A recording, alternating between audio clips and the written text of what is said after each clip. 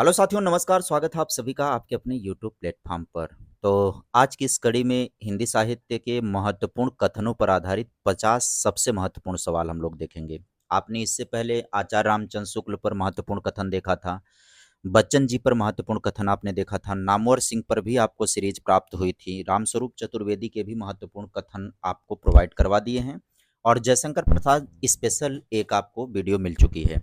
अब आज की इस कड़ी में हम सभी लोग जो टीजीटी, पीजीटी और यूजीसी नेट के महत्वपूर्ण प्रश्न होते हैं, कथनों पर आधारित। एक यह भी होता है कि किस टाइप का सवाल बनता है, तो कथनों पर आधारित है। इसमें 50 क्वेश्चन इस सेशन में हैं। इतिहास लेखन की परंपरा से प्रारंभ करके आदि काल तक को मैंने इसमें शामिल किया हुआ है। क्वेश्चन है, तो चलिए शुरुआत करते हैं। फटाफट पहले नंबर के सवाल की तरफ चलेंगे। पहले नंबर का सवाल आपकी स्क्रीन पर है कि इतिवृत्त और आलोचना का समवेत रूप होने से वह इतिहास आज भी प्रकाश स्तंभ बना हुआ है। इस कथन में जिस इतिहास की ओर संकेत किया गया है उसके लेखक कौन है?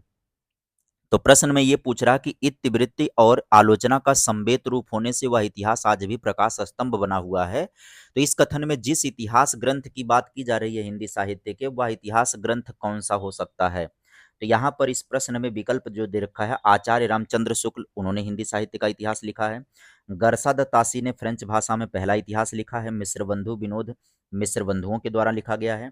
और जॉर्ज ग्रियर्सन के द्वारा भी लिखा गया, the modern vernacular literature of Hindustan का। तो अब यहाँ पर हम सभी लोग इस प्रश्न का जो उत्तर होगा वो कौन सा हो जाएगा? आचार्य रामचंद्र शुक्ल का जो हिंदी साहित्य का उपन्यास, हिंदी साहित्य का इतिहास इन्होंने 1929 ईस्वी में लिखा था। तो रामचंद्र शुक्ल के 1929 में लिखे गए हिंदी साहित्य के इतिहास के विषय में यह वक्तव्य है कि इतिहास और आलोचना का समवेत रूप होने से वह इतिहास आज भी प्रकाश स्तंभ बना हुआ है। ये रामचंद्र शुक्ल के हिंदी साहित्य इतिहास के विषय में वक्तव्य है। विकल्प नंबर पहला आप सभी का सही हो जाएगा। चलिए अगले क्वेश्चन की तरफ हम सभी लोग बढ़ेंगे। अगला क्वेश्चन आपके स्क्रीन पर आ जाता है कि हिंदी साहित्य के इतिहास में आदिकाल के लिए आधार काल नाम किसने दिया? मोस्ट इंपॉर्टेंट है ये। आदिकाल के लिए आधार काल नाम का प्रयोग किसके द्वारा किया गया हिंदी साहित्य के इतिहास में? आदिकाल के लिए आधार काल की बात करें तो यहाँ पर विकल्प नंबर कौन सा सही हो जाएगा भाई? विकल्प नंबर डी सही हो जाएगा। आदिकाल को आधार काल कहने का काम किसके द्वारा किया गया है? मोहन अवस्थी के द्वारा कहा गया है। आदिकाल को आधार काल नाम दिया था। इनके साथ साथ एक और व्यक्ति हैं, सुमन राजे। यह भी आप याद रखिएगा। अगर आपको ये विकल्प ना मिले तो विकल्प में आपको ढूंढना होगा कौन? सुमन राजे ने भी यही कहा है। आदिकाल को आधार काल कहने का काम किसके द्वारा? मोहन अवस्थी के साथ साथ सुमन राजे के द्वारा भी ये कहा गया है। और रमाशंकर शुक्ल रसाल की बात करें अगर हम, तो ये जो रसाल जी हैं इसको इन्होंने जय काल कहा है। इन्होंने किस नाम से इसको अभिहित किया है, किस नाम से पुकारा है? तो जय काल के नाम से इन्होंने पुकारा है इसको। चलिए पढ़ते जाइएगा, ये सब तैयार करते जाइएगा। इन्होंने जय काल की संज्ञा दी है उसको। कौन से? जय काल की संज्ञा दी है। तो रामशंकर शुक्ल रसाल ने आदिकाल को जय काल कहा है। श्याम सुंदर दास की बात करें तो श्याम सुंदर दास जी ने क्या कहा है? तो श्याम सुंदर दास जी का विशेष कोई कथन यहाँ पर उपलब्ध नहीं होता है इस संबंध में श्याम सुंदर दास जी का। चंद्रधर शर्मा गुलेरी जी का भी कोई नहीं प्राप्त होता है। अब यहाँ से कुछ एक नाम और महत्वपूर्ण मैं आपको बता देता हूँ, जैसे चारण काल, ये महत्वपूर्ण होता है। आदिकाल को चारण काल किसने कहा है? तो ग्रियर्सन ने आदिकाल को चारण काल कहा है। ये कुछ महत्वपूर्ण हैं जिनको आपको तैयार रखना चाहिए। और आरंभिक काल किसने कहा है? आरंभिक काल, आदिकाल को आरंभिक काल कहने का श्रेय किसको जाता है? तो आदिकाल को आरंभिक काल कहते हैं कौन? मिस्र बंधु कहते हैं। मिस्र बंधुओं के द्वारा आदिकाल को आरंभिक काल कहा गया है। इसके अलावा बीजोपन काल, मोस्ट इंपॉर्टेंट, इसको कर लीजिएगा। बीजोपन काल, अगर ये सवाल आपसे पूछे तो आदिकाल को बीजोपन काल किसने कहा है? तो महावीर प्रसाद द्विवेदी ने इसको जो है बीजोपन काल कहा है। महावीर प्रसाद द्विवेदी ने बीजोपन। वीरगाथा काल आदिकाल को किसने कहा है? तो आदिकाल को वीरगाथा काल आचार्य रामचंद्र शुक्ल ने कहा है। ठीक है। संधि काल और चारण काल की बात करें तो रामकुमार वर्मा। संधि काल और चारण काल अगर पूछ ले आपसे कि आदिकाल को संधि काल या चारण काल किसने कहा है, तो रामकुमार वर्मा ने आदिकाल को संधि काल और चारण काल का नाम दिया है। आधार काल तो हमने पढ़ ही लिया है। और अगर वीर काल कह दे तो विश्वनाथ विश्वनाथ प्रसाद मिश्र हो जाएगा। वीर काल, अगर आदिकाल को वीर काल कह दे तो विश्वनाथ प्रसाद मिश्र हो जाएगा। वीरगाथा काल कौन कहेगा? रामचंद्र शुक्ल। वीर काल कह दे तो विश्वनाथ प्रसाद मिश्र हो जाएगा। और सिद्ध सामंत काल अगर आपसे पूछ ले कि सिद्ध सामंत किसने कहा है, तो आदिकाल को सिद्ध सामंत काल किसने कहा? राहुल सांकृत्यायन। यहाँ पर तो आपको इस प्रश्न से ढेर सारे प्रश्न तैयार हो जाते हैं। चलिएगा अगले क्वेश्चन की तरफ हम सभी चलेंगे। अगला क्वेश्चन है कि इनमें से किसने अपने हिंदी साहित्य इतिहास में आदिकाल को संधि काल और चारण काल का नाम दिया? तो ऊपर अभी हमने व्याख्या किया है कि आदिकाल को संधि काल या चारण काल कहने का काम किसका है, तो संधि काल और चारण काल डॉक्टर रामकुमार वर्मा ने कहा है। तो चलिए इसमें ज़्यादा टाइम नहीं लगाएंगे क्योंकि ऊपर व्याख्या हमने कर दिया है। अब आए आगे बढ़ेंगे। कह रहा कि मिस्र बंधु ने रीति काल को क्या नाम दिया है? मिस्र बंधुओं ने रीति काल को क्या नाम दिया है? तो मिस्र बंधुओं की बात करें तो इन्होंने रीति काल को अलंकृत काल कहा है। इंपॉर्टेंट कर लीजिएगा, मिस्र बंधुओं के द्वारा रीति काल को अलंकृत काल कहा गया है इनके द्वारा। ठीक है, हाँ। विश्वनाथ प्रसाद मिश्र ने श्रृंगार काल कहा है। श्रृंगार काल अगर आपसे पूछेगा तो श्रृंगार काल कहने का काम किसने किया है? तो विश्वनाथ प्रसाद मिश्र ने। विश्वनाथ प्रसाद मिश्र, विश्वनाथ प्रसाद मिश्र, इन्होंने श्रृंगार काल कहा है। और कला काल की बात करें तो रमाशंकर शुक्ल रसाल, रमाशंकर शुक्ल रसाल, शंकर शुक्ल रसाल। तो ये तो ऐसे ही राइमिंग बैठा लीजिए ना, रसाल कलाकाल, रसाल कलाकाल। तो ऐसे याद किया हुआ हूँ मैं, कलाकाल की संज्ञा दी है इन्होंने। ठीक है, हाँ। तो रसाल काल कोई है ही नहीं, तो यहाँ पर ये बात आपकी सही हो जाएगी। चलिए आगे बढ़ेंगे अगले क्वेश्चन की तरफ। अगला क्वेश्चन आपकी स्क्रीन पर आता है, कौन सा? हिंदी साहित्य के आदिकाल को सिद्ध सामंत युग किसने कहा है? तो अभी हमने पीछे बताया ना कि हिंदी साहित्य के इतिहास को सिद्ध सामंत युग कहने का काम किसका है भाई? तो सिद्ध सामंत युग कहने का काम किसका है? तो यहाँ पर विकल्प नंबर सही कर लीजिएगा, कौन सा? डी। और ऊपर अभी व्याख्या किया है किसने क्या नाम दिया है। हजारी प्रसाद द्विवेदी ने क्या नाम दिया है, फलाने ने क्या नाम दिया है, सारी चर्चा हम लोगों ने कर ली है। आगे देख लेते हैं हम सभी लोग अगले क्वेश्चन पर। काल प्रवृत्ति का निर्णय प्राप्त ग्रंथों की संख्या द्वारा नहीं निर्णित हो सकता, बल्कि उस काल की मुख्य प्रेरणादायक वस्तु के आधार पर ही हो सकता है। यह कथन किसका है? तो काल प्रवृत्ति के विषय में यह कथन की बात करें तो हजारी प्रसाद द्विवेदी है। हजारी प्रसाद द्विवेदी ने कहा है कि काल प्रवृत्ति का निर्णय प्राप्त ग्रंथों की संख्या द्वारा निर्णित नहीं हो सकता, बल्कि उस काल की मुख्य प्रेरणादायक वस्तु के आधार पर ही हो सकता है।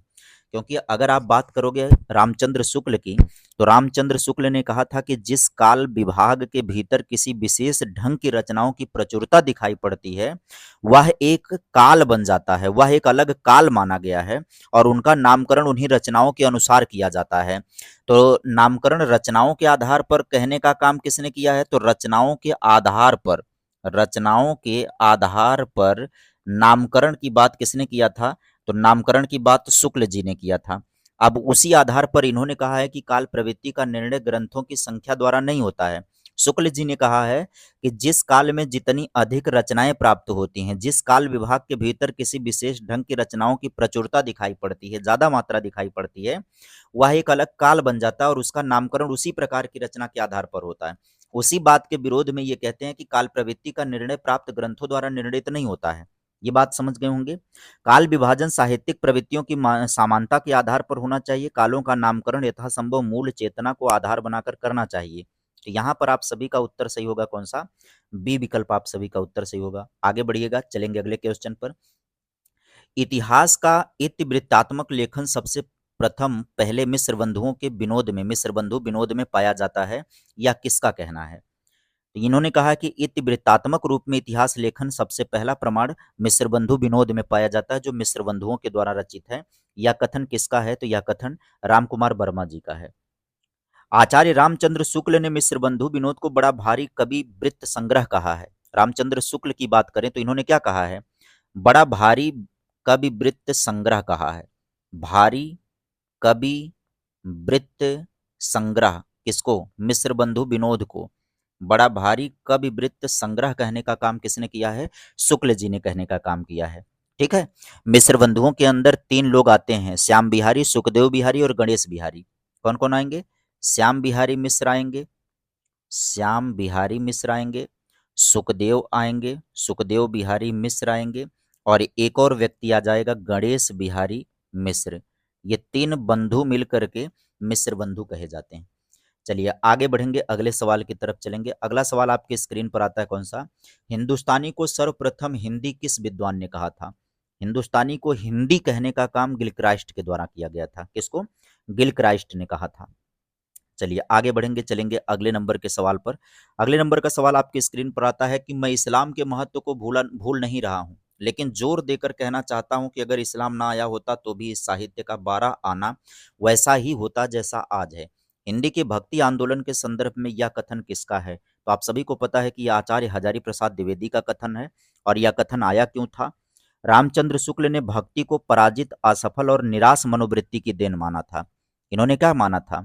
इन्होंने कहा था कि पराजित, बता रहा हूं पूरा कोटेशन, पराजित और असफल, पराजित असफल एवं निराश, एवं निराश जनता की, निराश जनता की मनोवृत्ति का देन माना था इन्होंने।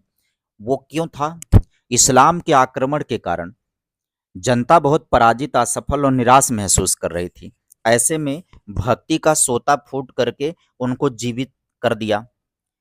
तो इस बात पर ये कहते हैं कि मैं इस्लाम के महत्व को भूल नहीं रहा हूँ, लेकिन जोर देकर यह भी कहना चाहूंगा कि इस्लाम ना भी आया होता तो भी साहित्य का 12 आना वैसा होता जैसा आज है।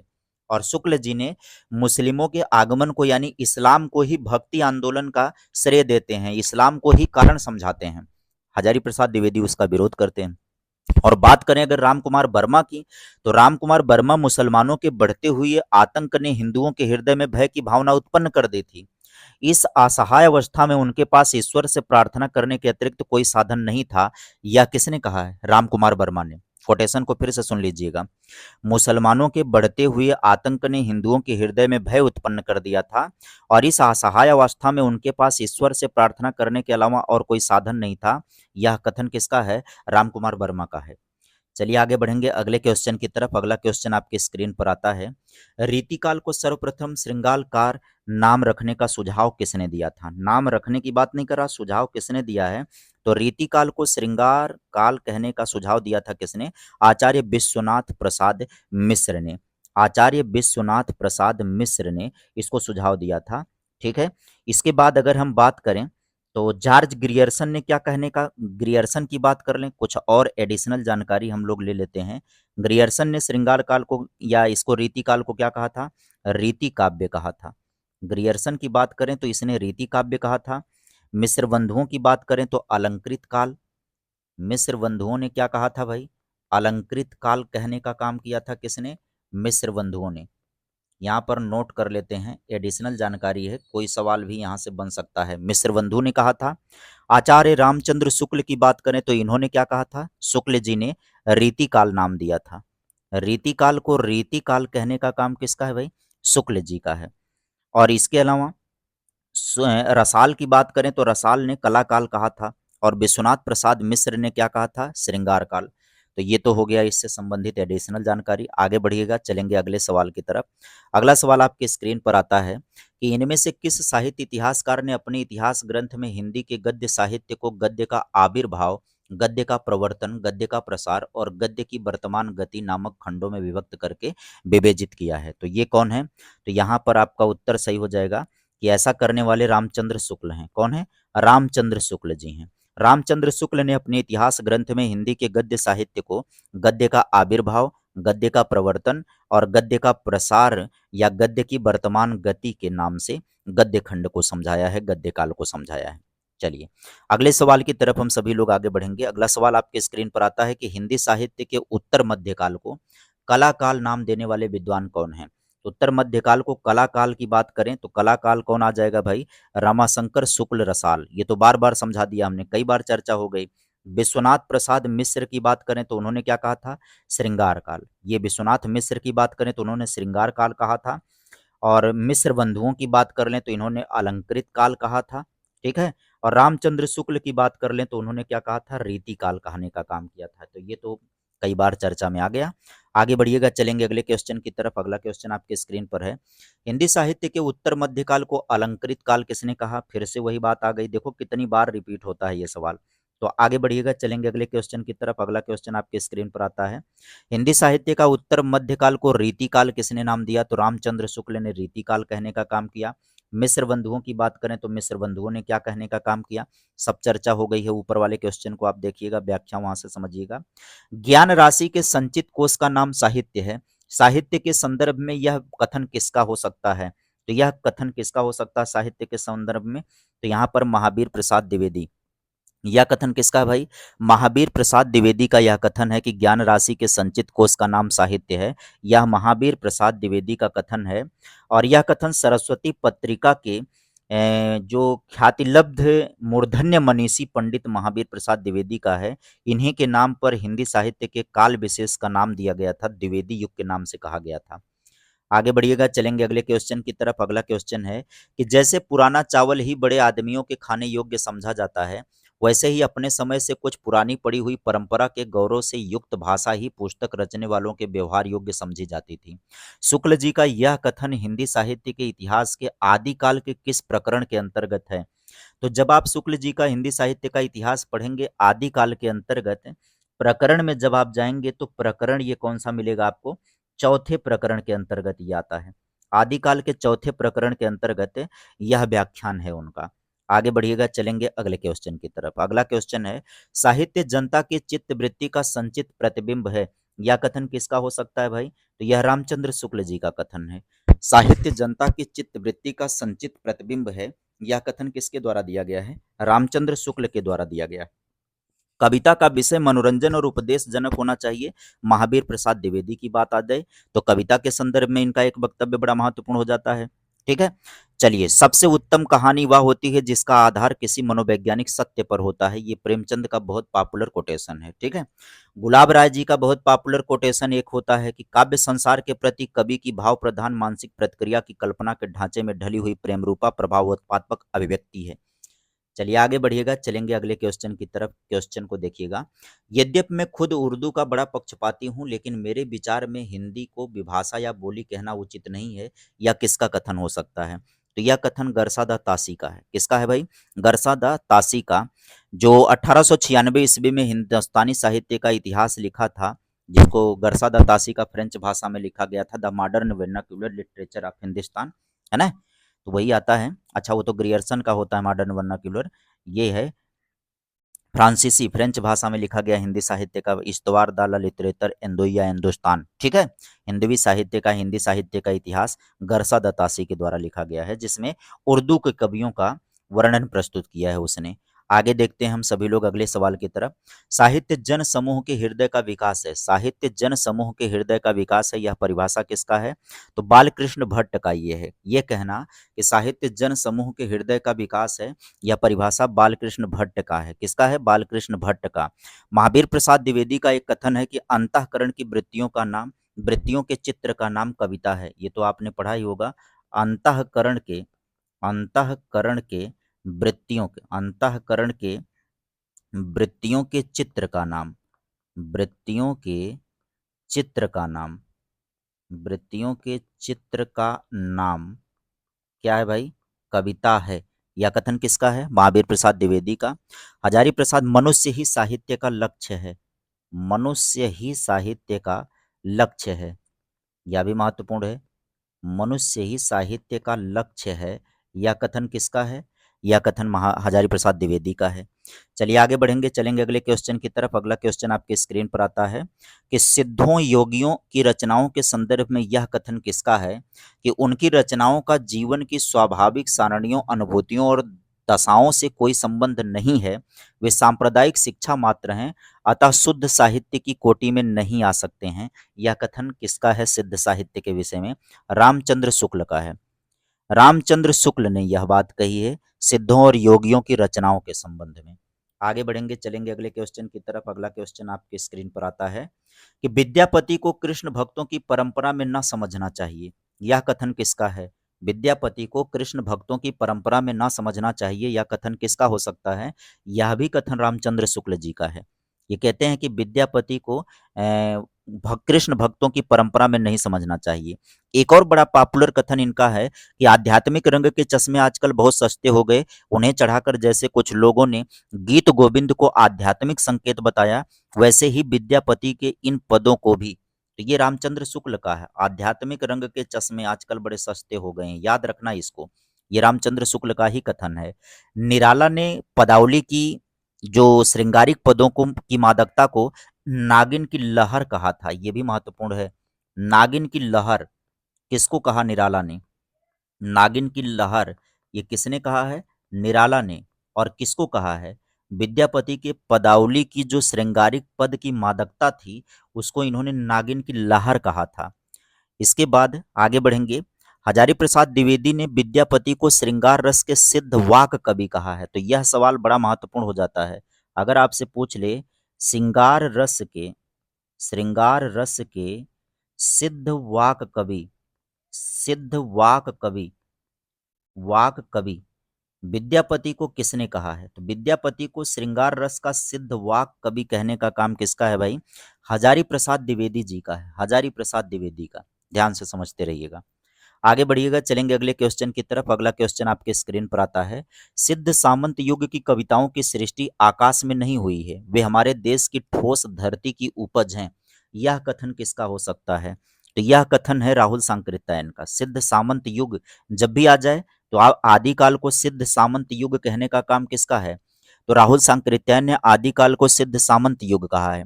और वही बात है कि सिद्ध सामंत युग की कविताओं की सृष्टि आकाश में नहीं हुई, वह हमारे देश की ठोस धरती की उपज है। यह कथन राहुल सांकृत्यायन का हो सकता है। चलिए आगे बढ़िएगा। अब आगे बढ़कर के अगले क्वेश्चन की तरफ चलेंगे। अगला क्वेश्चन है, जिस साहित्य में केवल धार्मिक उपदेश हो उससे वह साहित्य निश्चित रूप से भिन्न है, जिसमें धर्म भावना प्रेरक शक्ति के रूप में काम कर रही हो। धार्मिक साहित्य होने मात्र से कोई रचना साहित्य की कोटि से अलग नहीं की जा सकती। यह कथन किसका हो सकता है? तो यह कथन है हजारी प्रसाद द्विवेदी का। किसका है ये कथन? ये कथन हजारी प्रसाद द्विवेदी का है। हजारी प्रसाद द्विवेदी का ये कथन है। साहित्य के उद्देश्य की प्रतिस्थापना हेतु हिंदी साहित्य का आदिकाल पुस्तक में शुक्ल आदि विद्वानों की उस मान्यता का ये खंडन करते हैं जिसके अंतर्गत धार्मिक रचनाओं को साहित्य कोटि से अलग करने की बात की गई थी। हिंदी साहित्य का आदिकाल किसने लिखा है भाई? तो हिंदी साहित्य का आदिकाल, हिंदी साहित्य का आदिकाल, जब आप इस रचना को पढ़ने जाओगे, हिंदी साहित्य का आदिकाल, यह रचना किसकी है? हजारी प्रसाद द्विवेदी की है। तो उन्होंने हिंदी साहित्य के आदिकाल में उस उद्देश्य की, साहित्य के उद्देश्य की प्रतिस्थापना की। रामचंद्र शुक्ल आदि विद्वानों की उस मान्यता का खंडन करते हुए इन्होंने कहा जिसमें धार्मिक रचनाओं को साहित्य कोटि से अलग करने की बात कही गई थी। यानी शुक्ल इत्यादि लोगों ने धार्मिक रचनाओं को साहित्य की कोटि से अलग करने की बात किया था। तब उन्होंने अपने हिंदी साहित्य के आदिकाल के अंतर्गत कहा कि जिस साहित्य में केवल धार्मिक उपदेश हों उसे वह साहित्य निश्चित रूप से भिन्न है, जिसमें धर्म भावना प्रेरक शक्ति के रूप में काम कर रही हो। धार्मिक साहित्य होने मात्र से कोई रचना साहित्य की कोटि से अलग नहीं की जा सकती है। उसी बात का इन्होंने विरोध किया है। चलिए आगे बढ़ेंगे, अगले क्वेश्चन की तरफ चलेंगे। तो अगला क्वेश्चन आपके स्क्रीन पर आता है कि इस संबंध में इसके अतिरिक्त कुछ कहने की जगह ही नहीं है कि पूरा ग्रंथ वास्तव में जाली है।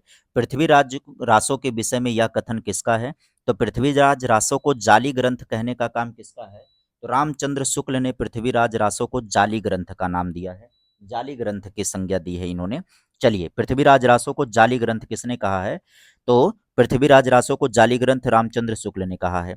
और अगर हम बूलर की बात करें, डॉक्टर बूलर की, तो इन्होंने 1875 ईस्वी की बात करें तो कश्मीरी कवि जयानक द्वारा रचित पृथ्वीराज विजय में जो 12 सर्गों में रचित महाकाव्य के आधार पर पृथ्वीराज को अप्रामाणिक बताया था। इसने पृथ्वीराज को क्या बताया था? इसने पृथ्वीराज को अप्रामाणिक रचना बताया था। पृथ्वीराज को अप्रामाणिक रचना बताने का काम किसका है? डॉक्टर बूलर का है, 1875 ईस्वी में। और बूलर के अलावा और कौन कौन है अप्रामाणिक मानते हैं? तो गौरी शंकर हीराचंद ओझा इसमें आ जाएंगे। ये सवाल बहुत ही महत्वपूर्ण होता है, तो इसमें और भी नाम नोट कर लीजिएगा। गौरी शंकर हीराचंद ओझा, हीराचंद ओझा, ये भी पृथ्वीराज रासो को अप्रामाणिक मानते हैं। इसके अलावा इसमें एक और नाम आता है अप्रामाणिक मानने में, आचार्य रामचंद्र शुक्ल स्वयं आते हैं, क्योंकि वो जाली ग्रंथ कहते हैं। आचार्य हम शुक्ल लिख देते हैं डायरेक्ट, आचार्य शुक्ल भी। देवी प्रसाद भी इसी के अंतर्गत आते हैं, देवी प्रसाद भी अप्रामाणिक मानते हैं किसको? पृथ्वीराज रासो को। और कविराज श्यामल दास भी इसी के अंतर्गत आते हैं। कविराज श्यामल दास भी इसको अप्रामाणिक मानते हैं। श्यामल दास, कविराज श्यामल दास भी अप्रामाणिक मानते हैं। प्रामाणिक मानने की बात करें तो हजारी प्रसाद द्विवेदी प्रामाणिक मानते हैं। प्रामाणिक कौन कौन मानता है? तो यहाँ पर प्रामाणिक मानने वालों में भी सवाल आपसे बन सकता है परीक्षा में कि प्रामाणिक कौन मानता है। तो यहाँ पर हजारी प्रसाद द्विवेदी आ जाएंगे प्रामाणिक मानने में। हजारी प्रसाद द्विवेदी ये भी प्रामाणिक मानते हैं, पृथ्वीराज रासो को प्रामाणिक मानते हैं। इनके अलावा कौन आ जाएगा? इनके अलावा आएगा प्रामाणिक मानने में श्याम सुंदर दास, है ना। प्रामाणिक मानने में एक और व्यक्ति आएगा, कौन? श्याम सुंदर दास। अच्छा, हजारी प्रसाद द्विवेदी ने अर्ध प्रामाणिक माना है, सॉरी एक मिस्टेक हो गया यहाँ पर। हजारी प्रसाद द्विवेदी की बात करें तो इन्होंने अर्ध प्रामाणिक माना है। प्रामाणिक रचना मानने में श्याम सुंदर दास आएंगे। श्याम सुंदर दास ने इसको प्रामाणिक माना है, पृथ्वीराज रासो को। कर्नल टाड का नाम आप नोट करिए, कर्नल टाड ने इसको प्रामाणिक माना है। बूलर इसको अप्रामाणिक मानता है, कर्नल टाड इसको प्रामाणिक मानता है। मिस्र बंधु भी प्रामाणिक मानते हैं इसको। कौन? मिस्र बंधु भी इसको प्रामाणिक रचना मानते हैं, पृथ्वीराज रासो को। मोहनलाल विष्णुलाल पांड्या, मोहनलाल विष्णुलाल पांड्या जो हैं वो भी इसको प्रामाणिक मानते हैं। और अर्ध प्रामाणिक मानने वाले में हजारी प्रसाद द्विवेदी हैं, सुनीत कुमार चटर्जी और दशरथ शर्मा, ये अर्ध प्रामाणिक मानते हैं। आगे बढ़ेंगे, चलेंगे अगले क्वेश्चन की तरफ। अगला क्वेश्चन आपके स्क्रीन पर आ चुका है, पढ़िए और जवाब दीजिए। इस ग्रंथ में श्रृंगार की ही प्रधानता है, वीर रस का किंचित आभास मात्र है। शुक्ल की यह मान्यता किस ग्रंथ के विषय में है? तो किस ग्रंथ के विषय में शुक्ल जी की यह मान्यता है? तो यहाँ पर यह है बीसल देव रासो के विषय में है। बीसल देव रासो के विषय में शुक्ल जी कहते हैं कि इसमें वीर रस किंचित मात्र है, इसमें श्रृंगार की प्रधानता है, और ये आदिकाल के प्रकरण 3 के अंतर्गत कहते हैं। यह भी आपके लिए महत्वपूर्ण हो सकता है। आदिकाल प्रकरण 3 जब आप पढ़ोगे तब उसमें ये मिलता है, प्रकरण 3 के अंतर्गत मिलता है। बीसल देव रासो को जो है वो क्या मानते हैं? श्रृंगारिक मानते हैं। ये बीसल देव रासो जो है नरपत नाल कवि ब्रिग्रहराज चतुर्थ के समकालीन थे, कदाचित यह राज कवि माने जाते हैं, और ये उन्हीं का लिखा गया छोटा सा ग्रंथ है। चलिए आगे बढ़िएगा, चलेंगे अगले क्वेश्चन की तरफ। अगला क्वेश्चन आपके स्क्रीन पर आता है, कौन सा? वे सांप्रदायिक शिक्षा मात्र है, अतः शुद्ध साहित्य की कोटि में नहीं आ सकती। सिद्धों और नाथों योगियों की रचनाओं के विषय में यह कहना किसका है? तो सिद्धों, नाथों और योगियों के विषय में तो रामचंद्र शुक्ल का यह वक्तव्य है। चलिएगा आगे बढ़ेंगे, चलेंगे अगले क्वेश्चन की तरफ। अगला क्वेश्चन आपके स्क्रीन पर आता है कि शंकराचार्य के बाद इतना प्रभावशाली, इतना महिमान्वित महापुरुष भारतवर्ष में दूसरा नहीं हुआ। हजारी प्रसाद द्विवेदी का यह कथन किसको लेकर के है? तो हजारी प्रसाद द्विवेदी ने यह कथन गोरखनाथ के विषय में कहा है। यह वक्तव्य किसने? गोरखनाथ के विषय में कहा है। तो गोरखनाथ के विषय में यह बहुत प्रसिद्ध इनका वक्तव्य है। गोरख जगायो जोग भक्ति भगायो भोग लोग जो है, ये तुलसीदास ने कहा है गोरखनाथ के विषय में। गोरख जगायो जोग और भक्ति भगायो लोग, ये तुलसी ने गोरख के विषय में कहा है। चलिए आगे बढ़ेंगे हम सभी लोग अगले क्वेश्चन की तरफ। अगला क्वेश्चन आपके स्क्रीन पर आता है, कौन सा? अपभ्रंश के कवियों को विस्मरण करना हमारे लिए हानि की वस्तु है। यही कवि हिंदी काव्यधारा के प्रथम सृष्टा थे। यह कथन किसका हो सकता है? तो राहुल सांकृत्यायन। आपको पता है कि हिंदी काव्यधारा इन्होंने क्या लिखा है? एक पुस्तक लिखा है। तो हिंदी काव्यधारा के विषय में तो ये बात यहाँ पर आती है राहुल सांकृत्यायन की। आचार्य शुक्ल ने पुरानी हिंदी को प्राकृताभास हिंदी या अपभ्रंश कहा था। राहुल सांकृत्यायन ने हिंदी का प्रथम कवि किसको माना है? सिद्ध सराहपा को माना है।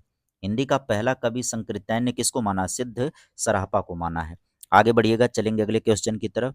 इस पुस्तक की भाषा को कवि ने स्वयं अवहट्ट कहा था। इसमें बीच बीच में मैथिली भाषा के प्रयोग आ गए थे। भाषा के अध्ययन की दृष्टि से इस पुस्तक का महत्व है ही। आचार्य हजारी प्रसाद द्विवेदी का यह कथन किस कृति को लेकर के है? तो कीर्तिलता को लेकर के है। विद्यापति ने कीर्तिलता की जो रचना की है, तो ये कीर्तिलता के विषय में है। चलिए कीर्तिलता के विषय में है। आगे बढ़ेंगे, चलेंगे अगले क्वेश्चन की तरफ है। वर्ण रत्नाकर इसमें इनकी रचना नहीं है, ये ज्योतिरेश्वर ठाकुर की है। विद्यापति पदावली मैथिली में लिखा गया है। कीर्ति पताका, कीर्तिलता इत्यादि जो है, हाँ कीर्तिलता, पताका जो है ये इनकी अवहट्ट की रचनाएं हैं। कौन सी रचना है इनकी? ये अवहट्ट की रचनाएं हैं, अवहट्ट भाषा में लिखी हुई इनकी रचनाएं हैं।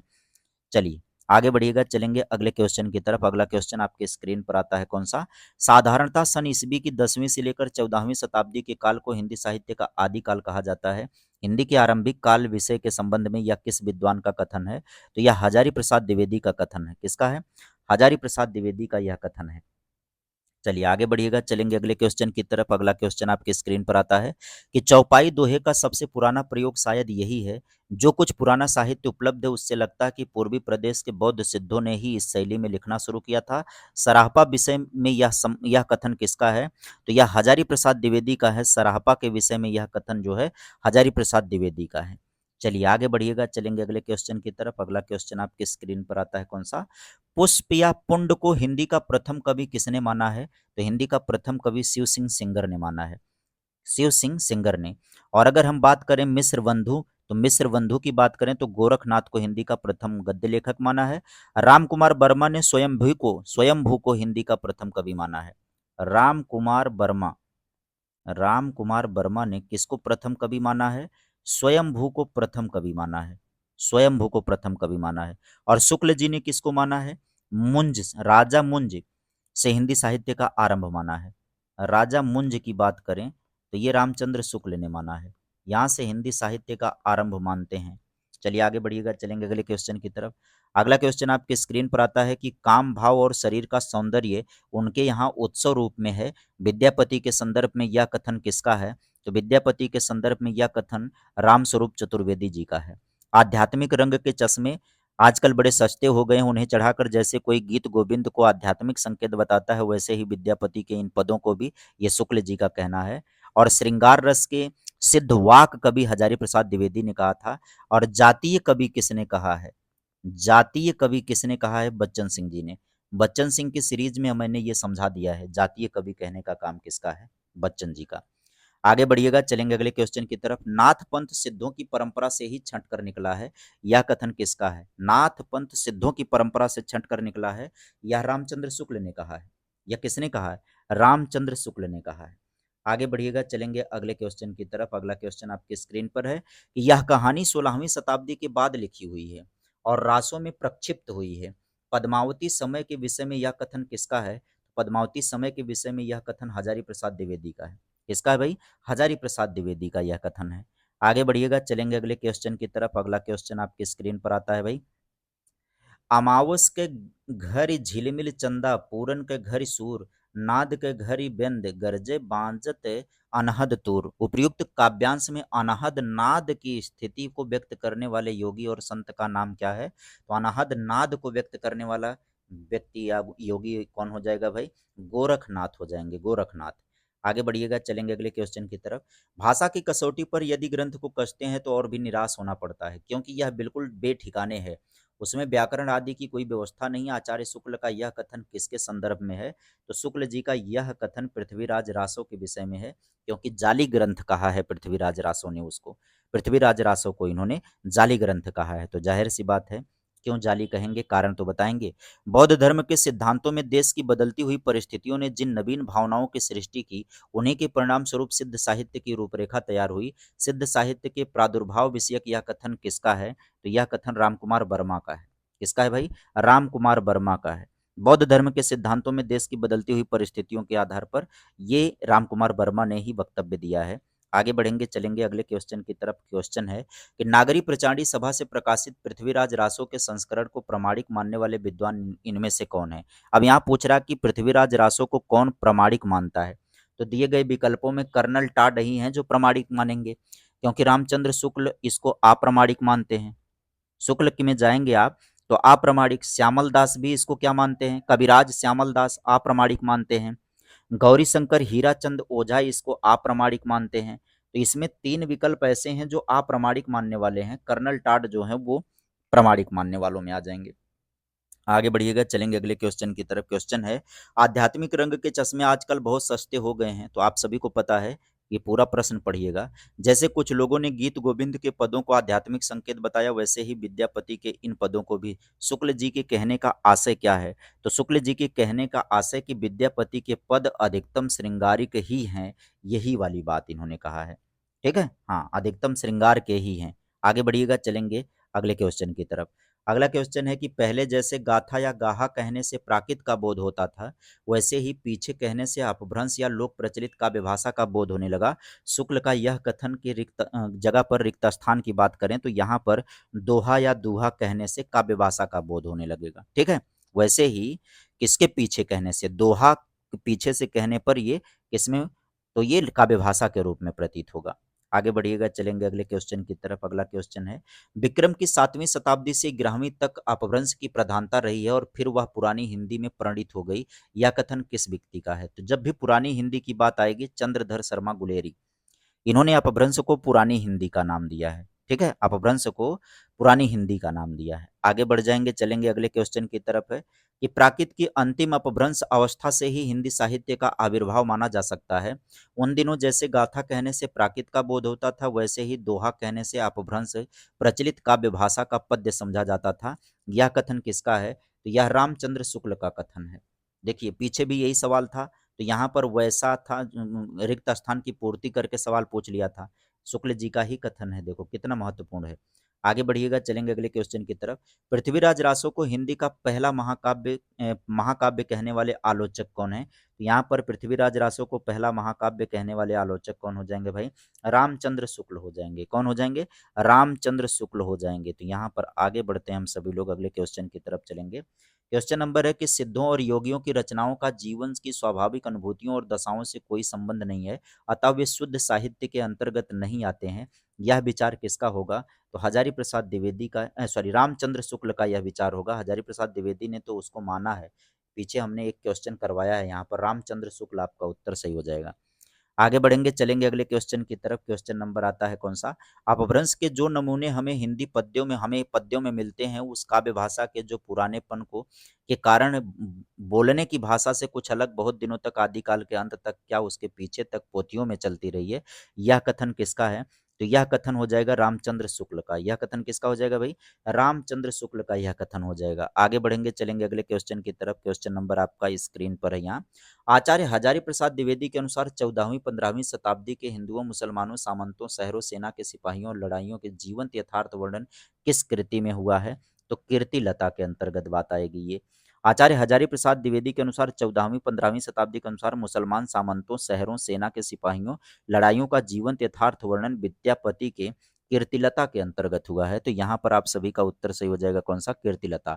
डिंगल की कवियों की वीर गाथाएं, डिंगल के कवियों की वीर गाथाओं की बात करें तो डिंगल के कवियों की वीर गाथाओं निर्गुणिया संतों की बाणियां, कृष्ण भक्त या रागानुगा भक्ति मार्ग के साधकों के पद, राम भक्ति या वैधि भक्ति मार्ग के उपासकों की कविताएं, सूफी साधना से पुष्ट मुसलमान कवियों के, ऐतिहासिक हिंदू कवियों के रोमांस और रीति काव्य के छह धाराओं, अपभ्रंश कविता का स्वाभाविक विकास है। यह कथन किसका है? तो यह कथन किसका हो जाएगा भाई? तो यह कथन हो जाएगा हजारी प्रसाद द्विवेदी का। यह कथन किसका हो जाएगा? हजारी प्रसाद द्विवेदी का कथन हो जाएगा। हजारी प्रसाद द्विवेदी का कथन हो जाएगा। हजारी प्रसाद द्विवेदी का कथन हो जाएगा। आगे बढ़िएगा, चलेंगे अगले क्वेश्चन की तरफ। अगला क्वेश्चन है, आदिकालीन काव्य ग्रंथों में कथा कहने की परंपरा को लक्ष्य करके पृथ्वीराज रासो के संदर्भ में किस किस आलोचक कहने की परंपरा को लक्ष्य करके पृथ्वीराज रासो के संदर्भ में किस आलोचक ने लिखा कि कथा की परीक्षा इतिहास की दृष्टि से नहीं, काव्य की दृष्टि से होनी चाहिए। पुरानी कथाएं काव्य ही अधिक हैं, इतिहास वे एकदम नहीं है। इतिहास वे एकदम नहीं है। तो यह कथन किसका है भाई? तो यह कथन आप सभी का हो जाएगा हजारी प्रसाद द्विवेदी का। यह कथन किसका हो जाएगा भाई? हजारी प्रसाद द्विवेदी का यह कथन हो जाएगा। आगे हम सभी लोग बढ़ जाते हैं कि अपभ्रंश शब्द का सबसे पहले उल्लेख किसने किया है? तो अपभ्रंश शब्द का सबसे पहले उल्लेख किया है पतंजलि ने। पतंजलि ने अपभ्रंश शब्द का सबसे पहले उल्लेख किया है। ये बेहद महत्वपूर्ण सवाल है आप सभी के लिए। चलिए, तो आज की कड़ी में हम सभी लोगों ने ये 50 क्वेश्चन देख लिया है। अगली कड़ी में भी इस तरीके से आपको विभिन्न परीक्षाओं में पूछे गए महत्वपूर्ण सवाल मिलेंगे। तो सेशन कैसा लगा, क्वेश्चन कैसे लगे, इस बात को लेकर के वीडियो के नीचे कमेंट जरूर कीजिएगा। और जितने भी साथी वीडियो पर आए होंगे, चैनल पर आए होंगे, चैनल को सब्सक्राइब करिएगा, वीडियो को जरूर जरूर लाइक कर दीजिएगा और प्यारा सा कमेंट कर दीजिएगा। आगे भी आपको, अब यहाँ से आगे आपको प्राप्त होगा, ठीक है। आगे के भी महत्वपूर्ण कथनों पर आधारित सवाल आपको मिलेंगे। आज के लिए इतना ही। Bye bye, take care, thank you.